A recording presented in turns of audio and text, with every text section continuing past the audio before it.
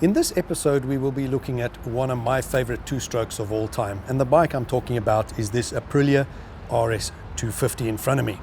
But before we go into the details of this bike, I want to first have a look at and share with you where this bike comes from and its pedigree, because this bike was designed for the racetrack and brought to us to the roads, not the other way around, designed for the streets, modified for the track.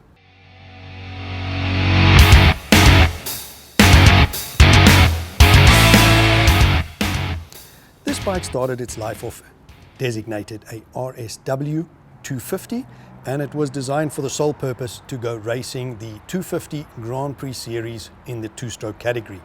And it first won its title with Max Biaggi in 1994, and Max went on to win 3 in a row, 94, 95, 96. Thereafter, Loris Capirossi won a world title in the 250 category, Marco Melandri, Valentino Rossi, and then Jorge Lorenzo won 2 titles on it as well.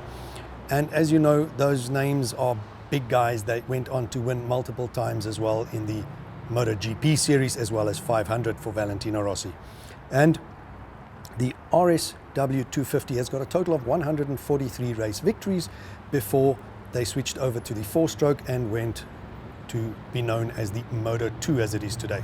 Now, Aprilia always brought us true race replicas for the road, and they tried to keep this RS250 as close as they could to the original RSW250, even down to the point of giving us the race liveries of those champions and race winners.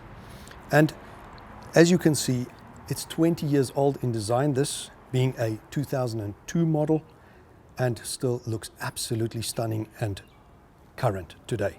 Now, having a look at why this machine is so special, you start off at the bottom with extremely lightweight forged wheels, 5-spoke, really good for direction change. You have awesome brakes, front and back. You've got dual discs in front, 298 millimeters with 4-piston caliper Brembos, both sides.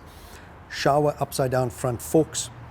At the back you have a Sachs monoshock, and your engine in this frame is a stressed member.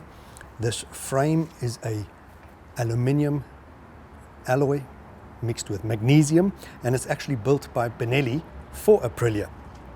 And you'll see all the way down to this polished swing arm, same material, alloy, magnesium.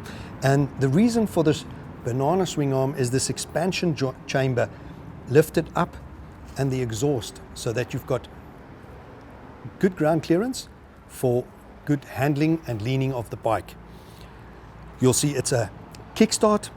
The engine is actually derived off the original Suzuki RGV250, and Aprilia put their own spin on it, different barrels and pistons, and they just breathed on it. And even to this day, it sets the standard and the bar for two-stroke 250cc.